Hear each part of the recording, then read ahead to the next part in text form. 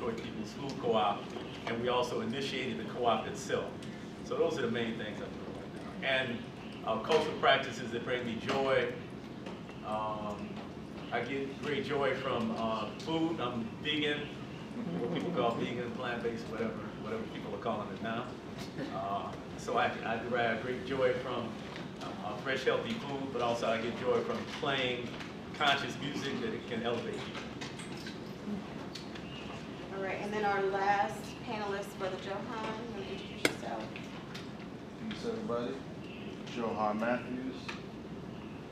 I'm not sure how the audio is playing out back there, but I'll try. Project a little bit. Okay.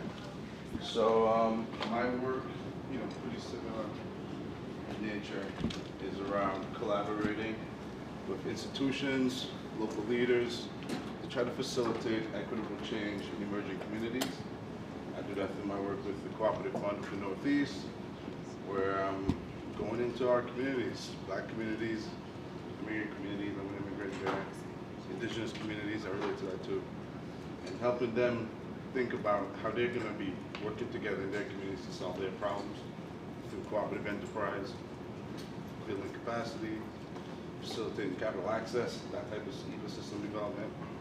And I also do that, work with other institutions and through my own company, Mutual Design, which is a co-design company.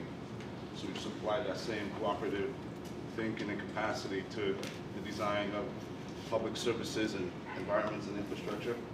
So that's a lot of how I approach this thing, thinking about ownership and how we can be what we need to move our lives forward.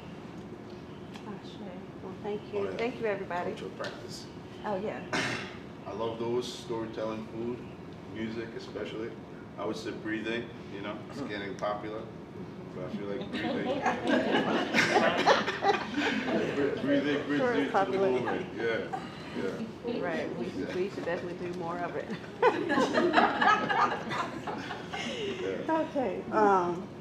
All right. So I'm gonna ask our panelists this question, but then it's gonna be open. It's an open conversation. Okay. So the first question is, how do you define culture, and in what ways does it prevail itself in your community development work? So we're going to do the same order? Yeah, we'll go ahead and do that. Okay, good. I usually don't define culture. I just do my thing and live within it every day. But I found a definition that I really liked, so I wrote it down. Culture is all the ways of life, including arts, beliefs, and institutions of a population that are passed down from generation to generation. I just love that. So I do history, and that to me is the primary mover of culture. I see it, I collect it, I write it, I speak it. I am one of those people that I'm invited all over the city to talk about the Black community. And I don't mince my words. If I'm talking to Allegiant Airlines, if I'm talking to, it makes no difference. They've invited me to talk to their white population about Black history in Las Vegas, and I tell them all of the bad and all of the good. I don't sugarcoat the way that Blacks were treated when we came here in the 1940s and onward, but I want history known. I want us to know our history. And right now, I'm in the classrooms at UNLV, and I'm talking about history of the Black community here, because I want our Black students to know our Black history. And yes, it's American history, but because this portion has always been left out, I name it African American or Black history, and I don't hesitate to tell it. Baba Malik? So as the elder said, culture is really everything that is taught within a group from generation to generation. It's learned behavior, taught behavior. and it defines all of our relationships. In fact, really, there's nothing that's outside of culture, frankly. And so she named, several things: art, history, food. It deals with clothing. It deals with our social relationships. It deals with our worldview. It deals with our view on spirituality, our relationship to our ancestors. Again, there's nothing that lies outside of that. Now, with us melanated people inside of what we've been taught to call America, we have a big challenge because in many ways our cultural development was interrupted. Cut off. Yeah. And the culture of the oppressive was imposed on us. And I would say that we have retained certain aspects of the culture. So I don't know if I would use the word cut off completely, because in spite of the best efforts, we still are manifesting some parts of that. But largely, yes, we have been cut off. And so, so now, when we talk about culture, my Rasta brothers say, remember the culture. And then my hip hop friends say, I'm doing it for the culture. It's like, well, is that the same culture, or to my different cultures, or what? So we had this kind of very diverse view within what people like to call the African American community about what culture is. And that diversity is part of what makes it so difficult for us to organize and to unite, because we now see the world in so many different ways. And oftentimes those ways are in contradiction to each other. What are the ways that, if you can name maybe one or two things that you do in your work, right, and how you define culture, how does that show up in the work you do? I would say that one of the most important ways, again, is our social relationships. So I mean, there's the surface level of culture, like I got on a dashiki or whatever dashiki, by the way, is from a German term. So it's like, it's so much, dashiki actually is dansiki, which is a German term. But, I got on a shirt from Ghana. And so this is on the surface level, right? And I know people who wear shirts from Ghana and got locks and they crackheads. So, so that's kind of on the surface level. Not saying that level is not important, but I think what's more important is the deeper level, how we show up in the world, how we relate to the values that provide the undergirding for traditional African cultures. And I'll say this, that traditional African culture is varied and diverse. Culture in Ghana is not exactly the same as culture in Nigeria. In fact, in Nigeria, you have many different manifestations of culture. Now, our historian and scholar Sheikh Anta Diop talked about the cultural unity of Black Africa, and within that diversity, there are certain principles that manifest whether you're in North Africa, East Africa, South Africa, West Africa.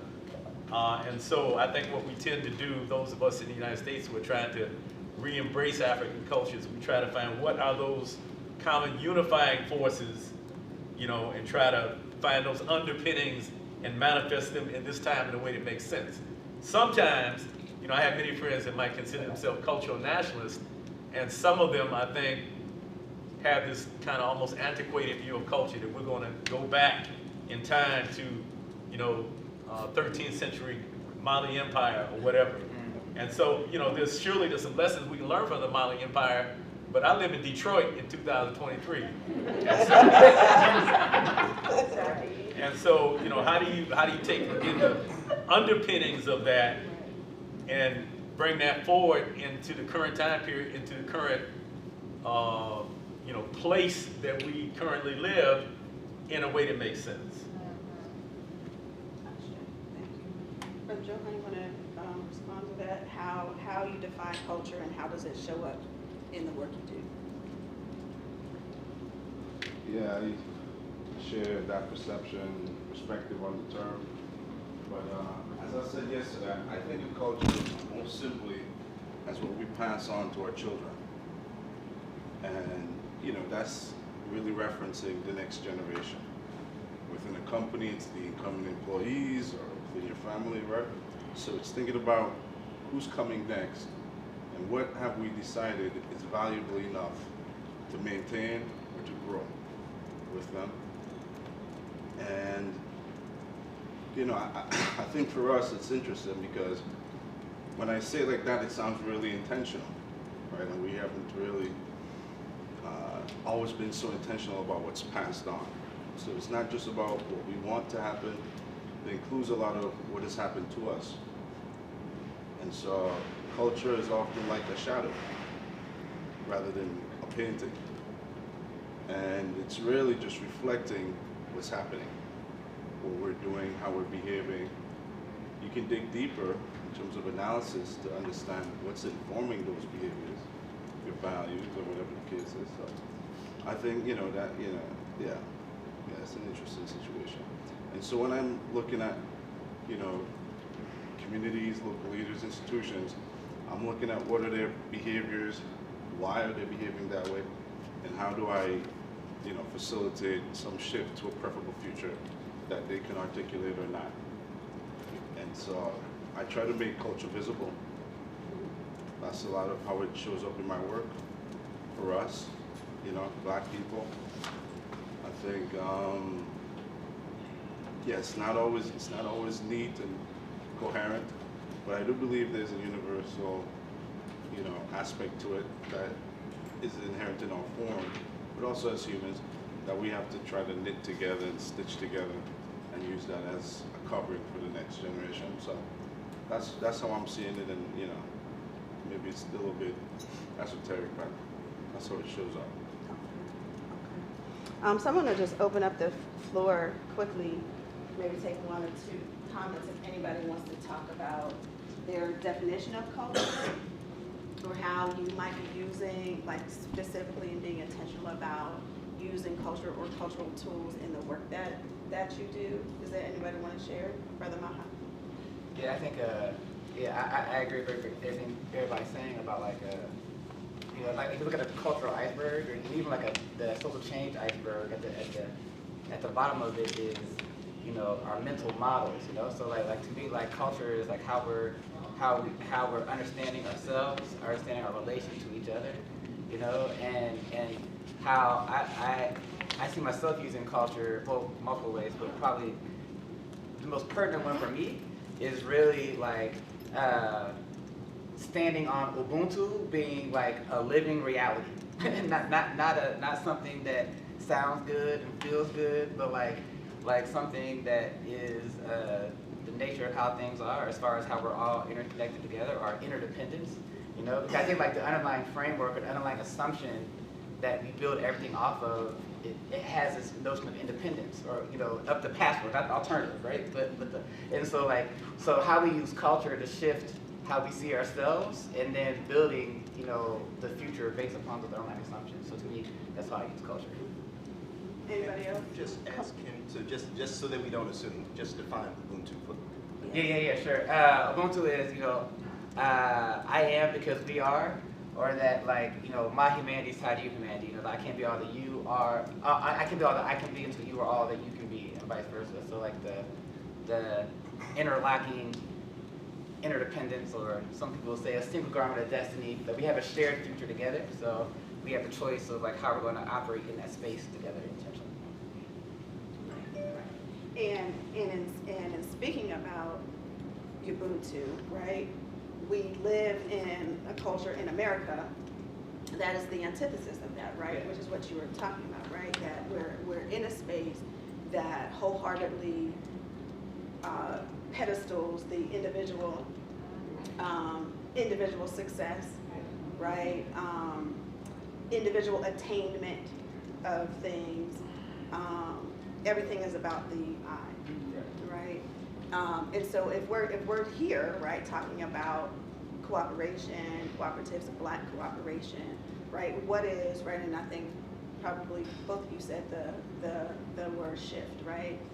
How do we shift? Because what we are talking about really is that, right? Like we have to be in the business. Like if we're doing Black cooperation, if we're building our communities with this practice of cooperation, what's actually inherent in that work, if we're really doing that work, is cultural shifting, right? And so that's what this conversation is about, is right, like, because, and it's important for us to recognize, and I'm gonna jump around, I have like a couple of slides just for us to like frame some of the conversation. So I'm gonna jump around, but I wanted to just, because you hit on this, right, that we oftentimes talk about culture in the ways in which America has defined culture for us. And so when we talk about culture, and a lot of, I'm also a teaching artist, so I do a lot of stuff inside the realm of like education, but you know, that's also in America, right? Like when we go to schools, that is our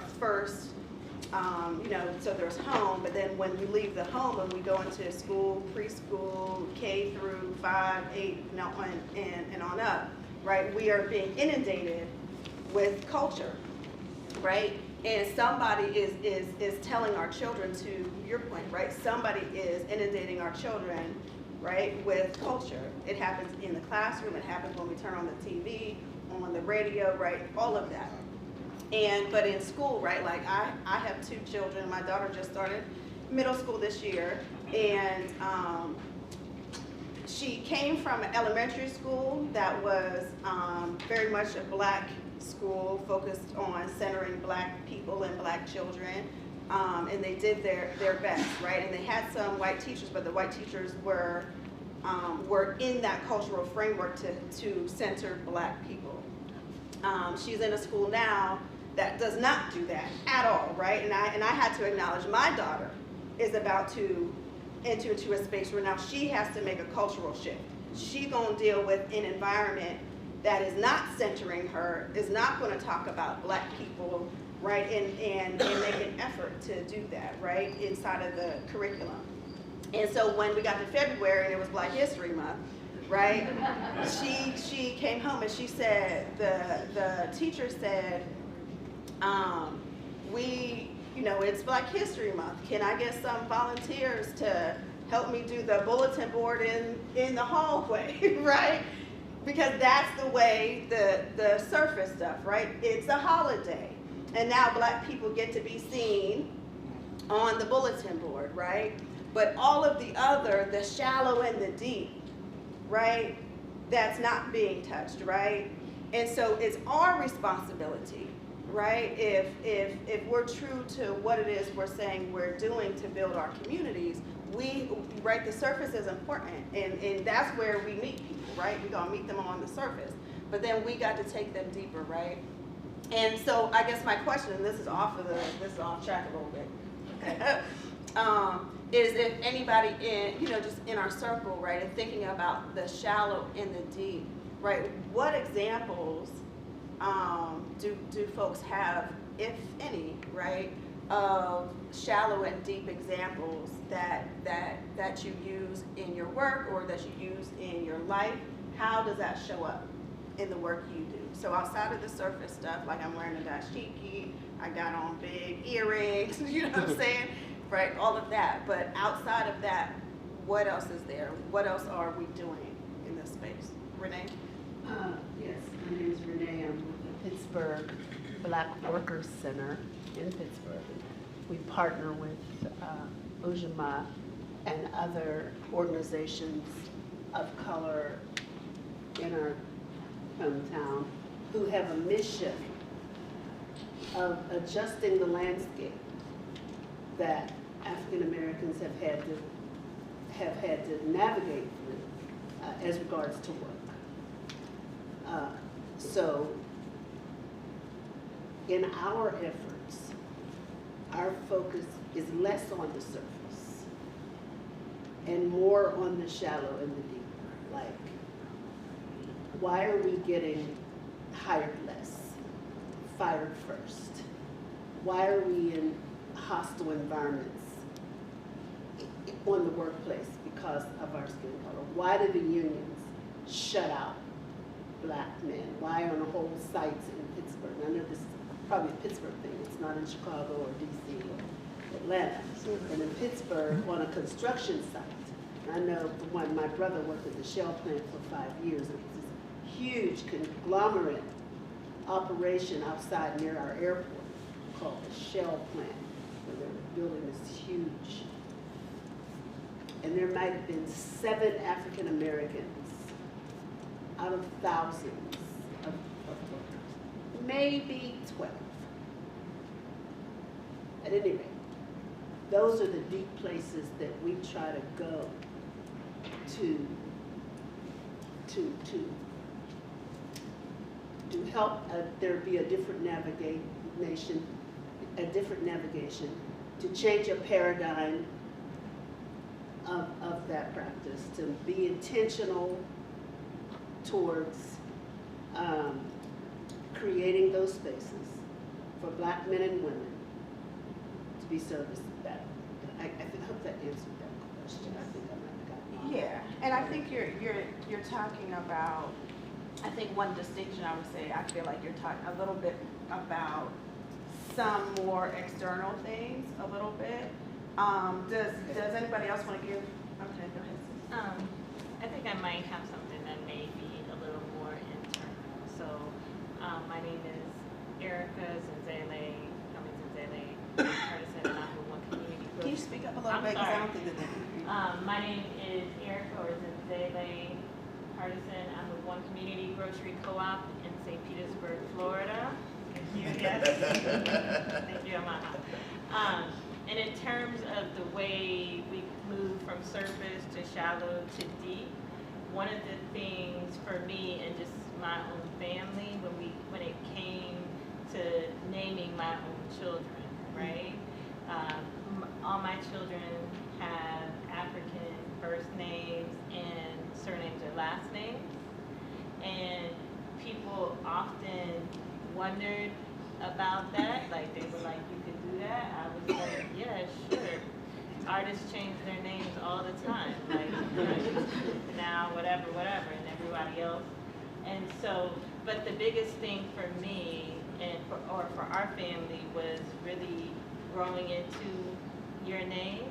And so I have what I call my Alpha and Omega daughter, and her name is Zenzele Amoye Kokai. And her name means she who does for herself is the daughter of the earth who will summon the people. And so she knows and has known,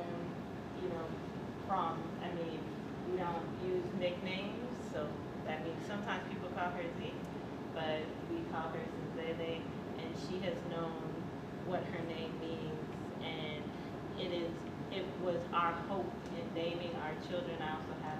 We also have 2 other children, that our children would embody that and go into the community and live their purpose through their name, right?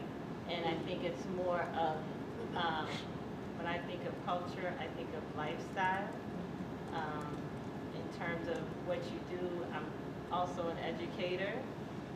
And so in my classroom, my students often ask me, like, how many kids do you have? And I'm like, oh, this year I got about 120 of you all. I don't know how I'm gonna do it, so I need your parents and everyone else to help us make this thing happen. And I see that, and one of the ways that we see that, and I'm sorry, brother, I don't remember your name. Johan, but what Johan was saying is really through our work with our children, because they are our future. So for me, it's really passing that on, and I see that through how I interacted and not only raising my children, but through teaching and through work in the community, have raised and helped imparted knowledge on other people's children in the way that they have grown up, and the things that they tell me that they remembered that I didn't even know necessarily that I was teaching them, that they got through our practice. And I'm going to call on you next, Jessica. I want to just name what you said, right? And talk about naming, right? Because from a more African-centric perspective, or even, indigenous people around the world that are not European descendant white people, right? Cultural understanding is that names have power and purpose, right? Like you just don't, you know what I mean? Like, me and my daughter laugh because she really likes Michael Jackson, and I laugh because, Michael Jackson has a child named Blanket, right? Which is so ridiculous, right? But okay, maybe, I'm just saying, like, right, but maybe, they're trying to talk about the softness and the warmth or whatever, right? But really, what does that mean, right? And so thinking about culture, right, beyond the surface, right?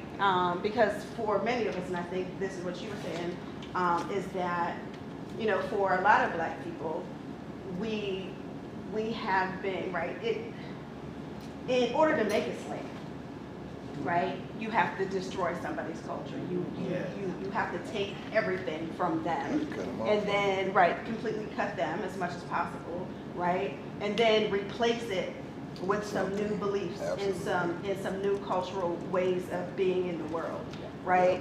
And that's what has happened to us, right, wholeheartedly around the world in many different kinds of ways.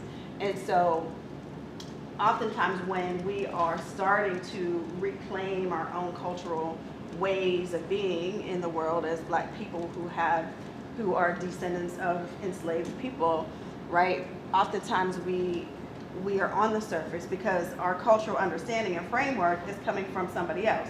So even as we seek to reclaim, we're reclaiming only in ways in which we understand culture to be, right? And then we have to go deeper in naming, right? Naming our children is one way, because I also have very specific names that, that I was focused on when I had children as well, right? So that my children, I see my son growing into that now, right? Jessica, you want to go next? Yeah, I just wanted to say two things quickly. When I first learned about culture, it was like either you have it or you don't have it, right? Which makes no sense. It took me years to understand culture as it's something all human beings have. In fact, culture is the way that we practice being human and that we survive as human beings. So I think that's important too, because I think we still live under this thing, oh, you either have it or you don't have it, or you have bad culture or good culture, and that's really not right. That's not it.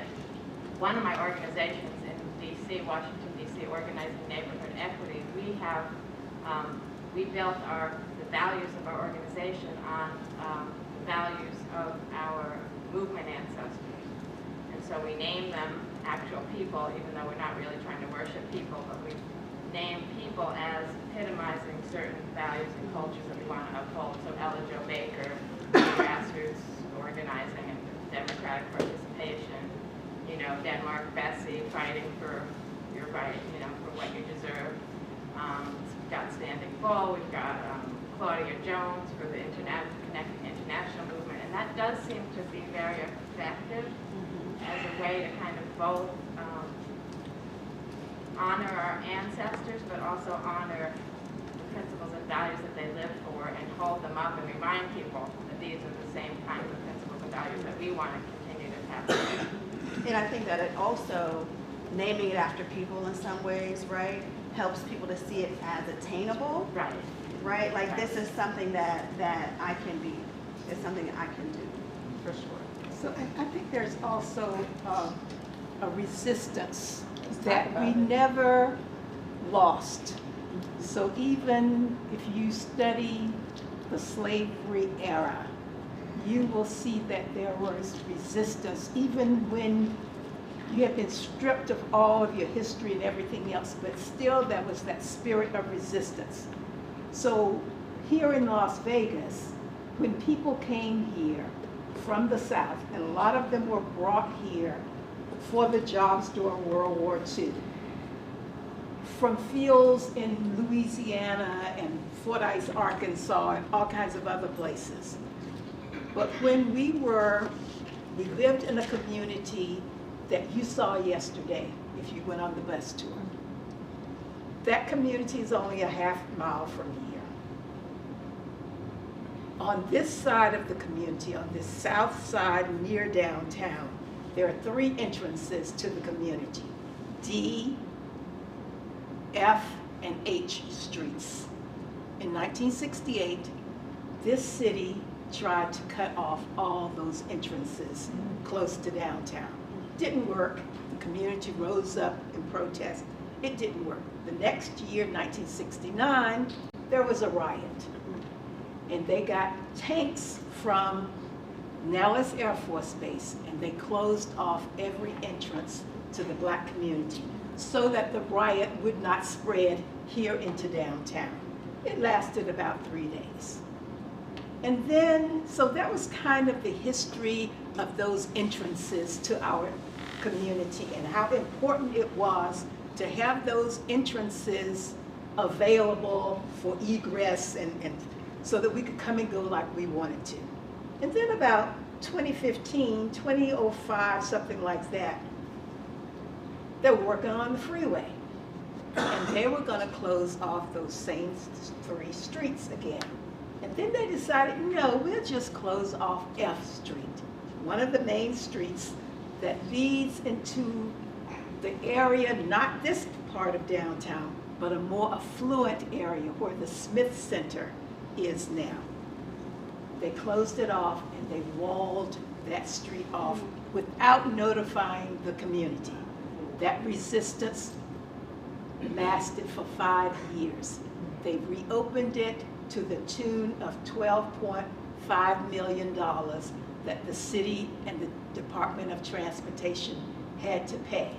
So that spirit of resistance never goes away in the black community.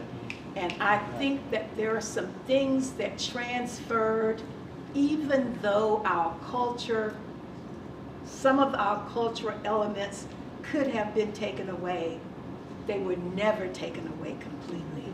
We retained some of that resistance and still do and will always retain that. These are people who ran that movement that had 6th grade education, 9th grade education, couple of other people more educated that actually led it, but the elements that kept it going all that time, we did it ground level. So that's our culture. Yeah. What I would say about this, like I have this thing that I feel like people, both, not only people who are not black, but even some black people, don't recognize black American culture. Like, it is like, to me, what we're doing in this room, the differences and the variations, and it's all representative of black American culture. And it's funny, I feel like it's almost more recognized and even more respected outside of America by blacks outside of America who we're actually inspiring. And I think we should, feel some of that. And the resistance is a big part of that. And then I wanted to talk to some of the other mentions of it. For example, if you go, like, people throw a party. So if you go to a white person party or white party, like, basically it centers on like drinking and talking. But if you go to a black person, you gotta eat before you go there. There's probably not any food. But if you go to a black person, like part of our culture, there's gonna be music, dancing, and food. Like talking about the maybe more superficial things, but then some of the things carrying over that we kept with us. I was speaking to the taxi driver who brought me from here, and he was from Ethiopia. And I told him, the first time I was taken to an Ethiopian restaurant by my ex-husband was Sudanese, I was so surprised they had this dish that's string beans and potatoes, and it tastes just like ours, only they don't put like no pork in it. I said, oh my goodness, that's how old, so do you see how that carried over? Yes. I was like amazed, by that. And the final thing, because I think this is a deeper part of like culture, it's really sometimes hard to define, but they say like your language, right, tells so much about like beliefs and the deep culture. And so the Oxford Dictionary of African American English is being like written now, Louis Gates is on it, and it's so interesting. They did like the first 10 words from Black American English. And just because I want to know, like, those differentiate. My best friend, he said he didn't recognize like 75% of the words. I recognized 80% of the words. And we're best friends, we've known each other, 40 or so. Yeah, and I thought the difference is, again, he's from a small town in Louisiana. I'm from Brooklyn, New York, But all of that is also representative of Black American culture, right? Rural and urban. So I just wanted to share that. Right. That's actually quite interesting, because yeah, there's so many distinctions, right? Place-based distinctions, right? And I think that when we're talking about building the things we're building to meet the needs of ourselves and our community, right? We have to figure out, right, what are the ways of being together, right, that are going to serve us getting the needs met, right? And I think that sometimes too is, right, like we're building something and we're trying to figure out, like, how do we make this attractive, right, so that somebody will want to come and join, right? Like I know oftentimes, right, when we talk about, who's in the room, sometimes we find ourselves like, oh, we're in the room and we're preaching to the choir, right? Like you're with the same people all of the time, right? And you're with those people, and we say, okay, well, we need more young people in this movement, or we need folks who are, at a certain level of like income in this room, right? But how do we get them in the room, right? And what are the cultural tools or practices, right, that meet people where they're at and make them feel, right? Because this is the direction that we have to go, right? Like what are those things? There's the surface of it, like what it looks like, right? And then like how do people feel when they get into the room, right? And then how do you shift so that people stay together and build something together, right? So to Jessica's point, when you said, right, this thing, right, people believe different things about culture, right? And sometimes people think when we talk about culture, right, when you're in America and folks talk about culture is Black people or the people of color are the people we're talking about when we talk about culture, right? And a friend of mine, a comrade of mine back at home, Justin, one of the things he said, which I thought was really profound, which reminded me of what you said, is that he said, when we're not intentional about our cultural practices, right? Like, because you're always doing culture, yes, right? And so if you're not specifically saying, oh, I'm doing Black culture or I'm doing this specific thing, you're actually doing somebody else's culture, right? So we have to be clear about that, because we're always doing it. Always, we're in it, we're living in it, right? Our humanity is defined by what that thing is, right? And if we're not very explicit and intentional, we're doing culture in ways that we're not intentional about, right? And that sometimes we can be doing culture, like we might have an intention of building something good for ourselves, but the things that we're using to build the thing, right, we might not actually get past trying to get those foundational bricks down, right? Did you want to say something? Okay. I was just thinking about most of the stuff that we talk about is, like you say, more surface culture, because truly we've been cut off from our culture. And the cultural practices that we did before slavery, how many in this room know what they are? And knows a culture is when a people do something from the beginning of time until now. Like if we go to another country, say Japan, there are people there, they significantly conscious of their unity because they're bound by one thing, their language, they're bound by their land, they're bound by their cultural practices. Now we can start doing some of those cultural practices. I'm a martial artist, I wear gi, which is a Japanese word. All of these things that are somebody else's culture. We can do that, but the problem with why we don't have any unity is because we don't really know our own culture. We know bits and pieces of what was given to us during slavery. But see, the way you cut off a person from their culture is you take an infant and you take it away from his family. and you give it with another cultural family that teaches them cultural practices, and now that child will never know his own culture. And culture is really summed up in our language, like, my name is Lou Yisrael, spelled Lamed Wav Dalet Yusin Resh Aleph Lamed. That's how you spell my name. That's part of the culture. My name is not English, it's not Japanese, it's my culture, it's my language. And when you significantly conscious of your culture, like all other races, they have unity among them. And we like, why the black man can't get together?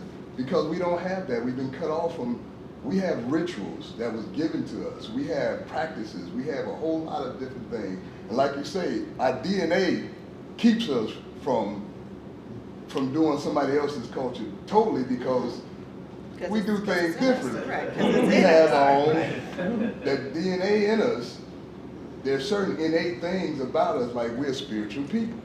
And so now if the slave master come in and say, this is what you believe in, we wholeheartedly believe in it because we're spiritual people. We don't understand that he gave us a false God to believe in. We just do our wholehearted, that's because that's part of our DNA.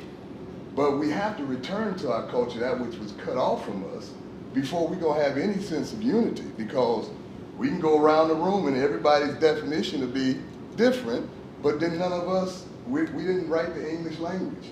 We don't know the etymology of the word culture, where it came from and all of those things. Well, I do, but I've studied it. That's the only reason. I don't know it because I was born with it. I know it because I had to study it and reconnect to it. And once you reconnect to it, if we all reconnected, if we reconnected to any one culture, we would be able to have some unity. We prefer us to connect to our own true culture. Our true culture is the world's best kept secret. They know who they took out of Africa, and they did not take Africans out of Africa. They took one family, one tribe out of Africa. And that's who we all belong to, and that's our culture. But we have to reconnect to that. We have to learn what that is, but we don't agree on nothing. So even saying this is what it is, bring debate. So I have this slide up here. I'm gonna come to. I know we've got lots of hands, but I wanted to put this up here because this is the culture of America, right?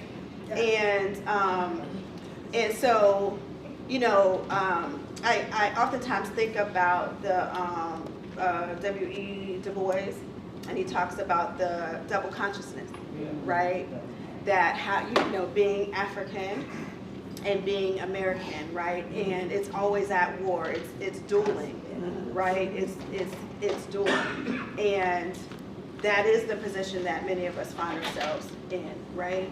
And I want to speak to to your point, and probably somebody else said this as well, because while we have, right, and this is the piece that, like, when we do work with our community, right, we are looking for, I think that we have to train ourselves, right, because we got to do it with ourselves first, but then we have to train ourselves to find, and because we're trying to prick that piece in our DNA that has not forgotten, right, and we have to bring that up to the surface, right, but the other side of the resistance, right, because we've always resisted oppression, right, it's always been there. But now that we've been here for hundreds of years, and then you tell somebody, these are my children's names, right? And that black person's like, how do you think they're gonna get a job, right? And that kind of resistance, right? Because we also have that kind of resistance, right? Because of the internalized white supremacy, right? And I think that oftentimes this is like, because this, when we talk about doing the work, right? Oftentimes we be thinking about the work outside of ourselves, like, oh, we gonna build this co-op grocery store. Oh, we gonna build this thing. You know what I mean? But we got to build ourselves first, right? So when we talk about the work is here first, right? Because I find that when we talk about, black people can't do this, and this black people just can't do that, right? It comes from this place. And if we're not talking about this place, inside of ourselves, right? And how that shows up when we get together, right? You know, because it's in all of us, right? I be having to check myself, like, is my perfectionism about me being a Virgo, or am I still, you know what I'm saying? Like, do I still got this other stuff that I need to work out? Yeah, exactly. So I'm gonna just because I saw y'all first, I'm gonna do you, and then I'm gonna come down this way, and then I'm gonna come down this way. Hi everybody, Jeannie DeCambry, York, New Jersey. I just wanted to challenge a little bit of what you were saying, just to the extent that I had held some of those views and I had a good conversation with someone. And it's only like one point, because a lot of what you said was accurate, in my opinion. But I think that Black people get a bad rap for not supporting each other or caring about each other. When it's not a Black issue, it's a very Western issue. It's an American issue, in my opinion. It's a United States issue. Our society in this country pushes individualism, and more than anyone else, I see Black people supporting other Black people. You know what I mean? If you really interact with other folks, for the most part, the culture of this country, where we are, is about, you know, I did this on my own. I picked myself up by my bootstraps. When we're talking about we got us. We're all we got. So I just want to challenge that idea. Is not, because, you know, of course we have our lens because this is our people, we're focused on us, but it's not just us, right? It's not us. It's not even a challenge, because I think that is what I'm saying. Oh, no, not what you were saying, what he was saying. I think he was saying the same thing? I don't think anybody was saying it's just I mean, we're talking about Black people because we're talking about ourselves, right? And I agree with you, because I challenge people when they say Black people can't do something, because usually they're in a room with Black people who are doing something, right? And so well, literally right now we're having this conversation, right? And so because a part of that is, right, like one comment that sounded like you were saying. Yeah, like we are in conflict with each other. All groups have conflict. Yeah, and that's not exactly what he was saying. That's what the point is. So but right, a cultural like a cultural practice where we're learning, I would say, right, inside of this Black cooperative movement, and within NABC, the National Association of Black Cooperatives, right, and one of the principles we're putting on paper, right, is that we lean into the tension, exactly, right, because it's only in the tension and in the conflict, right, that we can grow and transform ourselves. Absolutely. It's when the contradictions rise up. Sister Assad had to tell me this yesterday during a workshop. When the tensions, right, when the contradictions are raised is how we can get there, right? But because of cultural practices that we've inherited that are not our own, we will fight people. You know what I'm saying? When we have differences, right? We will go to war, because that's the American way, right? Because I have to be in power. I have to, it's you know, somebody being over you, right? Because that's patriarchy, right? And so culture is everything, right? Like we can like name it all day long, right? But yeah, let's go to this sister right here. I so appreciate the space. Thank you for creating it. I wanted to add maybe just two things. I think one of the most inspiring things or examples of culture when I think about this for us is like really looking at Maroon communities.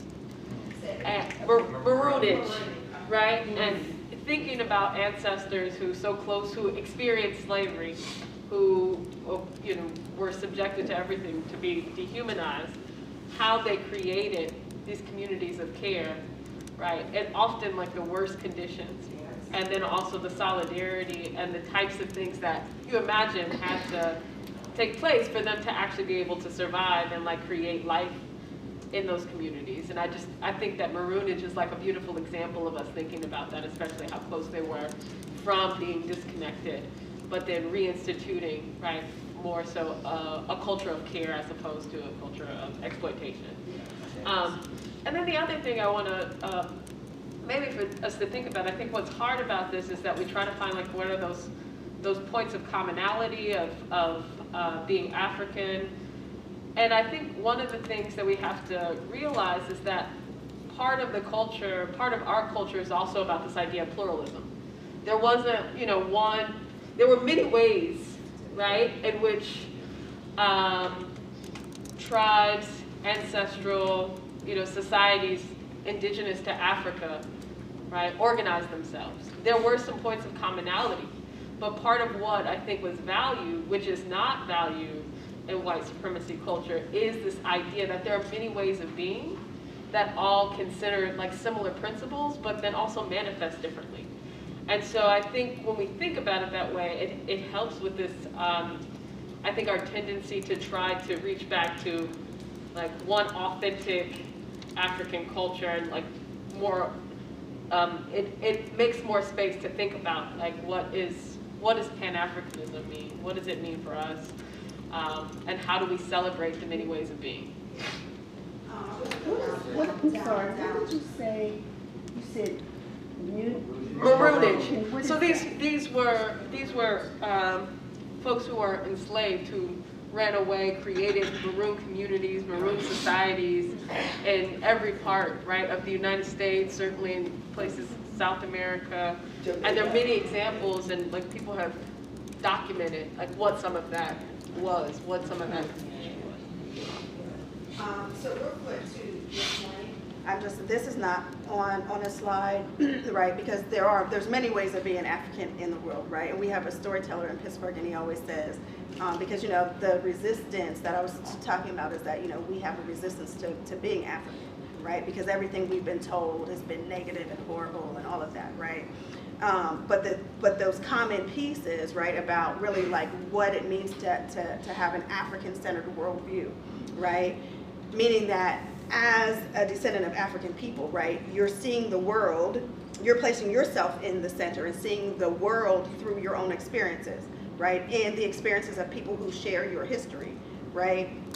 Because we oftentimes, right, like when I learned about co-ops, it was Rochdale, England, and I was like, because I'm in the community, I'm an activist working with Black people, and I'm going to these food co-op conferences, and they telling me about Rochdale, and I was so like, okay, I get it, but I like there's something missing. I have this whole other thing, and so it wasn't until I met Dr. Jessica and some other sisters at this other spot, I was like, yes, this was the missing piece, right? Because it's us. Like we have 1,001 examples in Africa and beyond. Right? Before Rochdale was even a thing. Right? It's how we were in the world, right? And so this really is like, this is who we are. And so it's really like remembering, right? It's a process of remembering. And so I just wanted to name a couple of things, right? Being African-centered, right? The highest value of life lies in the interpersonal relationships between humans, right? And between nature. Eurocentric worldview, the highest value of life lies in the object or the acquisition of the object, even thinking that the objects are humans, right? That humans are the object, right? We also can say, so Europeans, competition, independence, separateness, and individual rights are the key values to which all should strive to achieve, right? African-centered, right? The survival of the group holds the utmost importance, right? There's a oneness between humans and nature, right? Humans should appropriately utilize the materials around them, right? And in so many indigenous cultures, right, there was a practice. If you're taking something from nature, there's a ritual, right? You just don't take and take and take. Right? Because you recognize that you are interdependent with that thing. If you've taken that thing, right, that thing may no longer exist. Exactly. Right? So right. I should, yeah. Okay. Who's you? No, yeah, you. Okay, Shelley? Oh, no. No. You have okay, let me go to you first, sis, and then I'll come back to you. Yeah, so I am a first-generation American. I'm an African that was born in America. And while I see that there are, differences between, say, Nigerian culture, which is my heritage, and African American culture, what I can say is that I've noticed that typically a group of people consciously or unconsciously come together to define this is who we are. But in the African American culture, which is how I've been raised, we never really had that opportunity. We've been told this is what Black people do and do not do. And I feel like that is the reason for a lot of the chaos within ourselves, because we're all fighting to try and have a definition when we have, you know, all of our definitions have been brought to us or forced upon us almost. And so, you know, it's very difficult to say what Black people do and do not do and can and cannot do when we're just finally kind of coming into an opportunity to define that for ourselves. If you look at any other culture, whether it's Japanese or Russian or indigenous, the group of people kind of, like I said, consciously or unconsciously came together and said, these are our core tenets, this is who we are. And we're still having that conversation. Right, because our cultural pathway's been disrupted. Right. Right. Did you have your hand up? I did. Okay. I thought She there had was it. Okay, go. Something I wanted to say about the myth of white supremacy is that I think a lot of the confusion comes around the idea of writing and the words that have been used, because it's just been repackaging. Even when you talk about Rochdale and then you read about what we have been doing, is that because Africans have an oral history. We didn't write things down. The oldest religion in the world, Ifa, and that is born from the spirits and the earth and being connected as whole human beings who are spirits and connected with the rest of the spirits, is not written down on purpose. And I think that when we read Collective Courage, it's like, because it was never written down, we forgot what that was, right? But that also was all, I feel like African folks and Black people in America in particular, when we talk about Black culture, was always learning in the spirit of Sankofa and Ubuntu, because when Black women were stewarding the church, that is where a lot of hoodoo was being born. Like they just like with Lukumi and Candomblé in different places where the diaspora is and has happened, they also had to like repackage and do what they had to do so they can continue to practice what they were practicing from our like cultural central seed.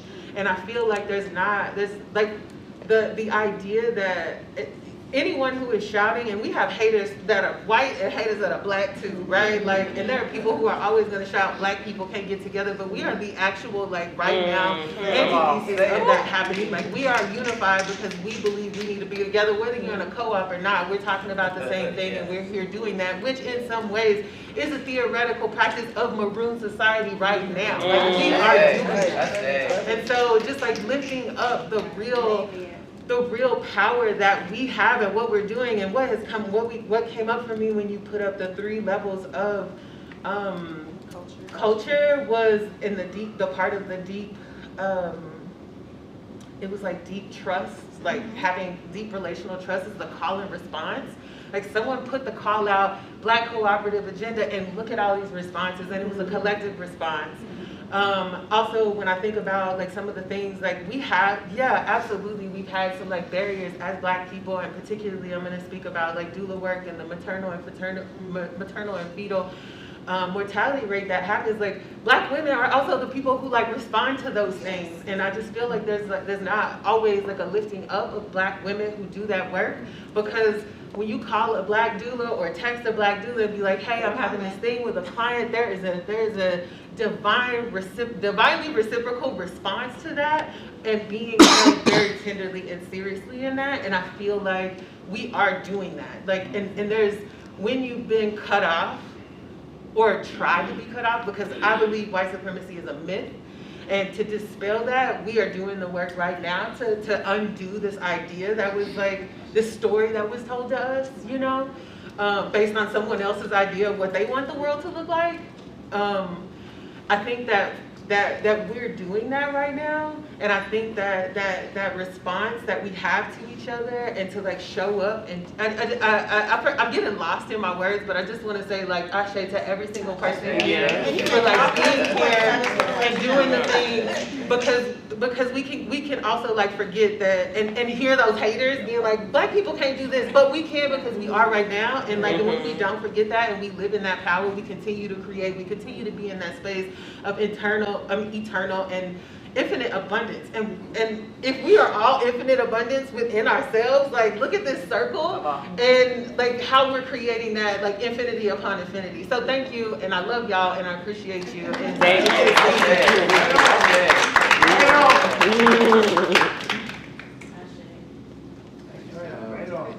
And I'll maybe, I mean, it's hard to follow up. Ancient, shout it out. But culture is resilient. And culture is resilient, and culture is both a set of different practices, but also culture itself is a practice. So the reason that there are elements that we are perhaps in tension with or in conflict with is because we are given spaces to practice culture every day. And we will leave this room having had this conversation about a certain set of values that perhaps we think might be the cultures that guide us forward. And then we will go back into a set of practices that might be the antithesis of those values. And so for me, it feels really important to think, one, if we are going to engage cultural organizing as a part of building cooperative movement, how are we intentionally creating spaces for people to practice different ways of being every single day?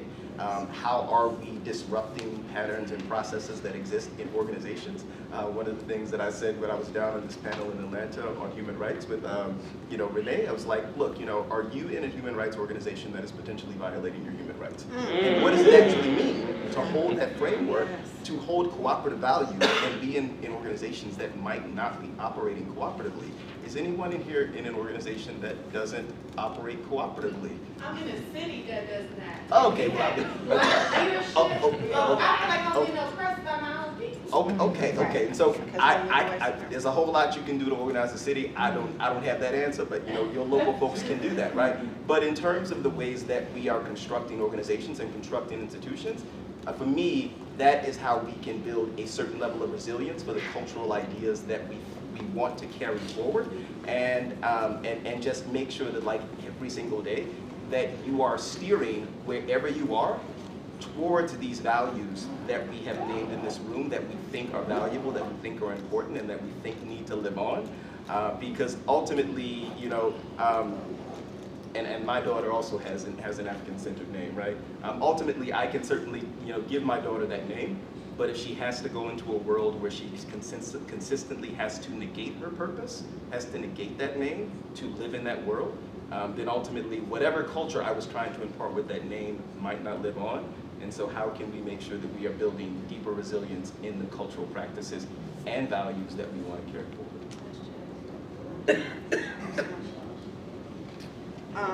Okay, I'm going to ask you a question, and then still.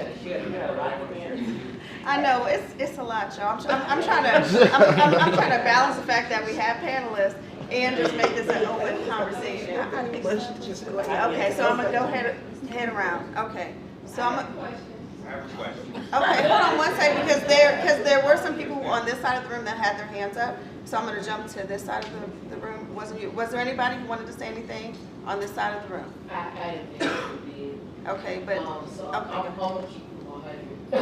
I'm from the south, Charlotte, so southeast. And so the cultural competencies that a lot of brothers and sisters have, that's not prevalent where I'm from. Okay, so and I was born in the '60s, so here's what I know. Right, I know that my people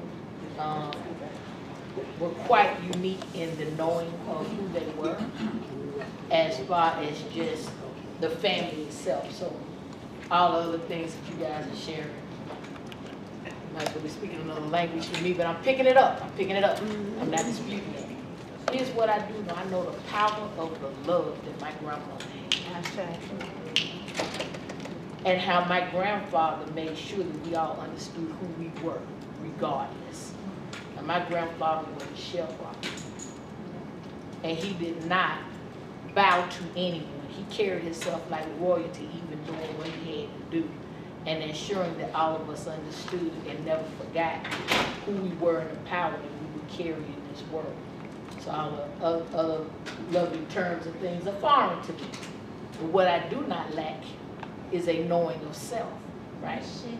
Totally know who I am, know I'm fearfully and wonderfully made, know what my purpose is, and know that when I step into the room, my purpose shows up and it does what it needs to do. And it does it unapologetically, and it does it powerfully, and it makes stuff happen. That's just what it is, right? And what I try to tell people that I meet, regardless of what age they are, is first I try to love them. I try to understand them, and I try to get them to tap into, it doesn't matter about all the other external stuff that's going on. You're going deep. When you sit quietly, who do you understand yourself to be?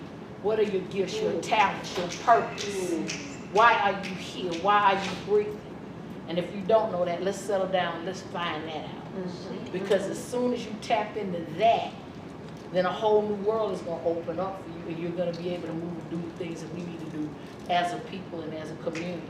I felt you, Sister Whoever was hollered out. I feel like I'm being, by your own people. Who was it? Did she leave? Okay, she left. Yeah, Cause that's real. That's real, regardless of whatever it is. When you walk in a space and you're trying to do when you're doing what you're supposed to do, there has been so much conditioning over the years that has happened. Again, born in the 60s, broke, lived in Brookhill, which is now being torn down. We were a community. It was before desegregation. And we were somebody and we didn't have nothing. And we were going somewhere and didn't know where we were going. But we knew we were going, right? And so all I'm trying to say is that in doing this work, where I am, I run into people, and it's bad when your own people call the city and say, don't give her no money. Your own people making phone calls. Your own people sending in surveys that they thought somebody else created. I created the survey, so I saw what you wrote. Now, it didn't do anything, mind you, but at least you revealed who you were. So all this undermining and undercutting and this whole behavior like you some head usher in an old church, It's that usher mentality, you know what I mean? Hold your finger up, you sit where I tell you to sit. My mama and my granddaddy held the seat down for 4 generations. Get over yourself, right? We get in our own way sometimes. I know about all the other conditions, I get all the why, but let's step into the now and understand that we need to get out of our own way, get out of each other's way. If you can get with it, join on, let's get this done. And if you can't get with it, get over there, be quiet, we got you. So I just, we make me tired. I was taught how to fight. I can fight with white folks all day. Right, you don't want to fight with your own people. The best stuff. Right. And whether I have to go corporate or whether I have to come down the street, I can do that. Code switch all day long. Thank you. But we make me tired. And I want us to get ourselves together. So I've been told we have five more minutes in this conversation. So I'm gonna throw out two things, and then folks can just respond 3 minutes. Okay. I want us to name, right? Folks to maybe name some of the values and principles, right, that we can be doing or are doing. Right? And specifically, what are those things that are going to your places, that are going to help us heal? What are the things we're doing or can be doing that are going to help black people heal when we come together? What you spoke about, right, when somebody goes and sits quietly, sometimes they can't even quiet their mind to hear the answer, right? Because all of the lies of white supremacy are swirling in their minds, right? And so some of that work, right, there's individual things we need to do, but some of the individual work can also happen inside of the community, right? Because we all healing from a lot of the same stuff, right? So let's talk about that. We can throw things out. What are some of the things that folks are doing that you know are practices. So I know that yesterday Sister Asada named in the, when we opened the session on NABC, right? And she talked about when we have meetings, right? We do some serious check-ins, right? Like, what are you bringing into this space? Sometimes we'll say, you know, what is your rose, your thorn, and your bud, right? What's, you know, sometimes especially with young people, we say, let's do a weather report, right? And that's a part of your check-in, like, oh, I'm feeling cold. It's like 36 degrees, you know what I'm saying? Or I'm hot, or it's sunny skies in my world, right? That is a cultural practice, right? To allow people to be clear about where they're at. Because sometimes we want people to be present and focus on building this thing. Oh, we got to go over these financials. I can't even focus because my brother just got shot yesterday, right? And we have to make space for that, because white supremacy in the meeting will steamroll that whole situation and make you focus on the agenda, right? So what are the things we're doing that are shifting culture, that are helping Black people heal? Brother Amaha, go ahead, because I know you got something. I'm just call on you like a teacher without your hand up. I would say listening.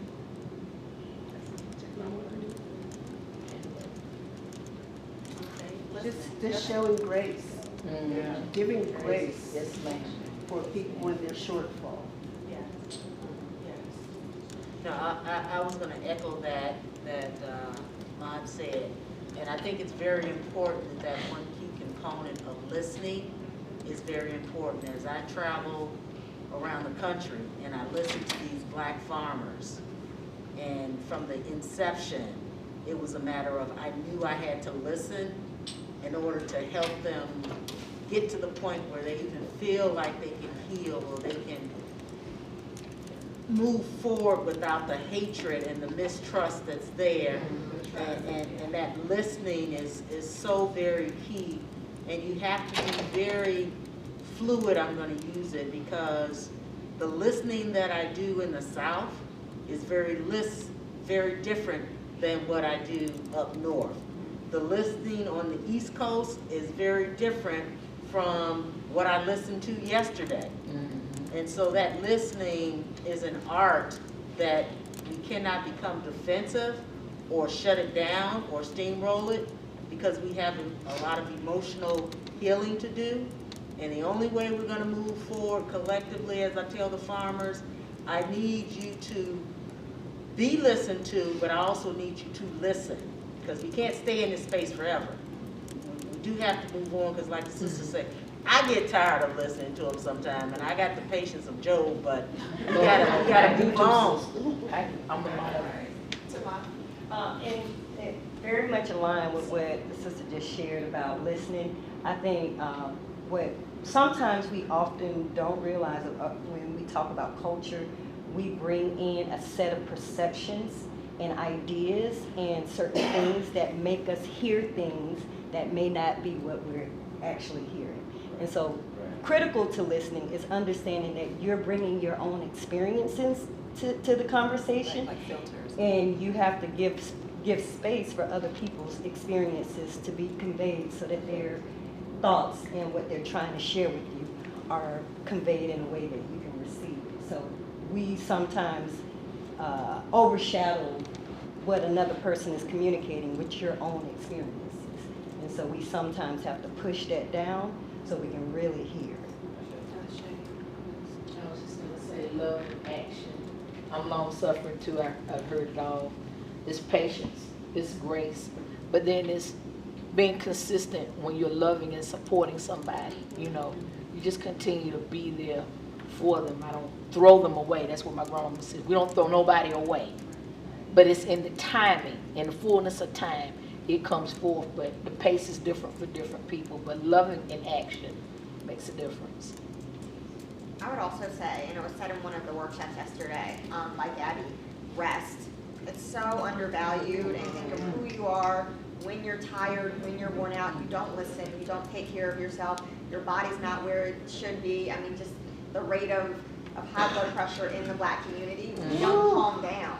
I mean, mean, it's heart disease, it's everything mentally, physically, emotionally, and you can't pour from an empty cup, and we all know that. But if you don't just take those moments to be silent with yourself, to be silent with other people, and also when you rest, even in conversation. So when somebody says something, you're not listening to respond, you're listening to truly actually hear what they have to say. And sometimes there's that silence that really supports somebody more than actually responding. So resting in every moment and putting your shoulders down and going to your own space and not feeling like you have to show up. Because I'm also a perfectionist. You don't have to. You're not based on your productivity. We're not that anymore. You're now in a space where you can relax. So resting in the moments and not apologizing for the fact that you need your time and giving that time to other people. Also saying, I see that you're not your best right now. How about we reschedule this? And having that conversation and really just being that entity that says it's okay for me to rest and the people around me to do the same. Absolutely, absolutely. Okay, so I'm gonna leave us on this slide about cultural justice, right? So because it's really about us healing, it's about us remembering, right? So that we can be in our full and complex humanity. You know what I mean? Because all of this is, we have so much and we have all of the answers, but we got to get the other stuff out the way so that we can be clear. But thank you everybody for this time and this space.